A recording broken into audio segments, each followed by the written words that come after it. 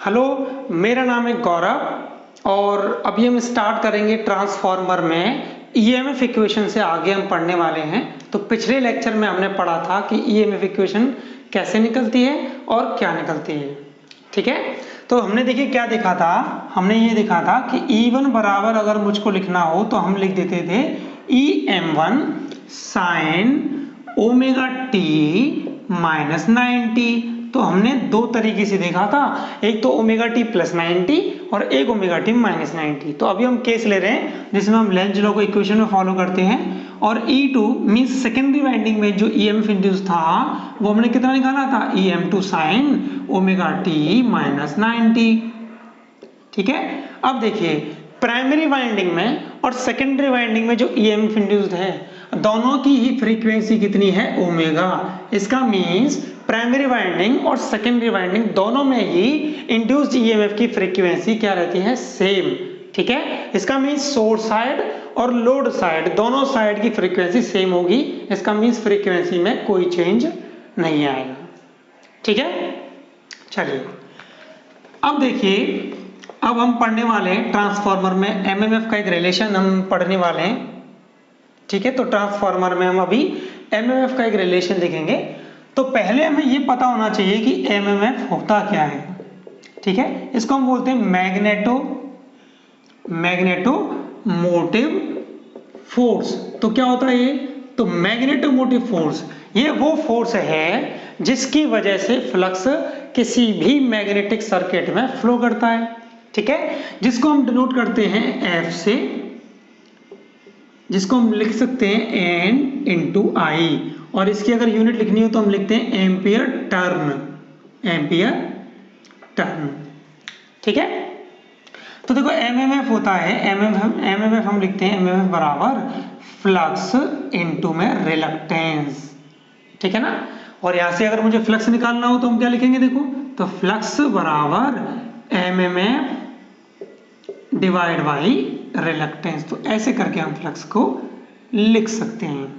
ठीक है, तो एमएमएफ क्या होता है, एमएमएफ वो फोर्स है जिसकी वजह से फ्लक्स फ्लो करता है किसी भी मैग्नेटिक सर्किट में। ठीक है, अब देखिए मैं पहले एक टू वाइंडिंग ट्रांसफार्मर बना लेता हूं। ठीक है, ये मान लीजिए ट्रांसफार्मर की कोर है और इस पे हमने एक वाइंडिंग लपेटी हुई है और ये देखिए इधर एक दूसरी सेकेंडरी वाइंडिंग है और यहाँ हमने लोड को कनेक्ट किया हुआ है और इस साइड में हमने सोर्स को कनेक्ट किया हुआ है।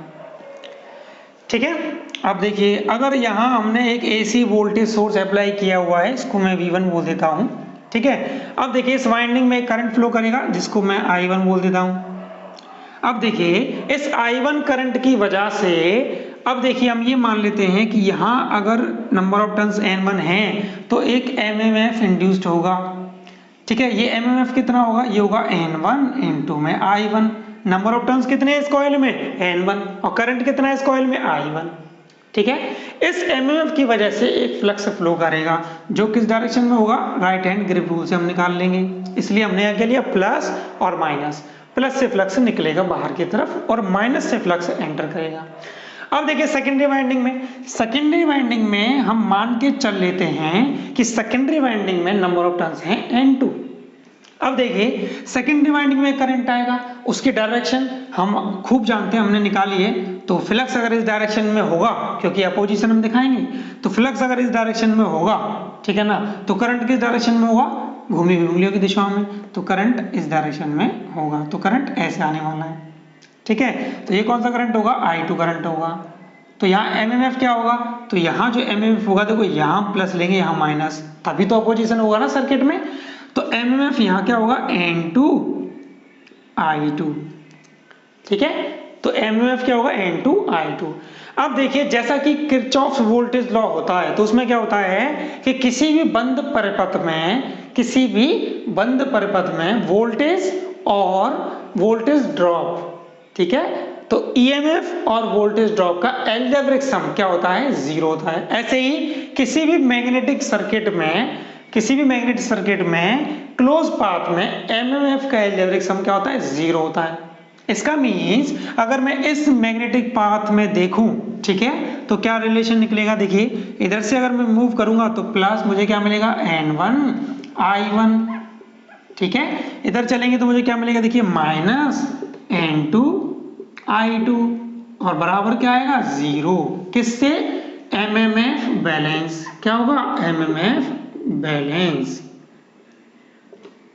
ठीक है। अब देखिए यहां से क्या रिलेशन निकला, तो यहां से रिलेशन निकला N1 I1 बराबर क्या निकलेगा बताइए मुझे, N2 I2। तो यहां से मैंने क्या देखा, देखो N2 को इधर भेज देते हैं और I1 को इस साइड भेज देते हैं, तो क्या निकलेगा, देखो N1 डिवाइड बाई N2 बराबर I2 डिवाइड बाई I1। तो ये रिलेशन यहां से निकलने वाला है। अब देखो ये रिलेशन यहां से निकल गया। अब एक चीज देखो आप, हमने एक रिलेशन पढ़ा था पिछले लेक्चर में, तो हमने क्या पढ़ा था, E1 क्या थी, E1 क्या थी, E1 थी RMS induced voltage at primary side divide by E2 बराबर हमने क्या देखा था N1 अपॉन में N2। और देखो हमने अभी रिलेशन निकाला है N1 अपॉन N2 क्या है, I2 अपॉन I1, क्या है I2 अपॉन में I1, ठीक है। तो इन दोनों से देखिए आप, इन दोनों से तो क्या रिलेशन निकलेगा फाइनली। अब क्रॉस मल्टीप्लिकेशन करेंगे तो देखिए E1 I1 बराबर क्या होगा E2 I2। इसका मीन्स प्राइमरी वाइंडिंग में जो केवीए पावर होगी उतनी ही केवीए पावर सेकेंडरी वाइंडिंग में होगी, ठीक है। क्योंकि केवीए पावर क्या होती है, तो केवीए पावर जिसको हम एस से डिनोट करते हैं ये होती है वोल्टेज और इनटू में करंट, ठीक है ना। तो प्राइमरी वाइंडिंग में जितनी केवीए पावर होगी सेकेंडरी वाइंडिंग में भी उतनी ही केवीए पावर होगी, ठीक है। वाइंडिंग बोल रहा हूं मैं, ठीक है ना। इसका मीन्स प्राइमरी वाइंडिंग में जो केवीए पावर होगी सेकेंडरी वाइंडिंग में भी उतनी ही केवीए पावर होगी, ठीक है। तो ये रिलेशन हमने यहां से निकाला। इसीलिए हम बोलते हैं कि ट्रांसफार्मर में प्राइमरी वाइंडिंग में और सेकेंडरी वाइंडिंग में पावर क्या होती है, सेम होती है, ठीक है। इस लेक्चर में देखिए इतना ही। नेक्स्ट लेक्चर में हम पढ़ेंगे कि आइडियल ट्रांसफार्मर की क्या क्या प्रॉपर्टीज होती हैं और आइडियल ट्रांसफार्मर में क्या क्या केसेस आते हैं, ठीक है। Thank you.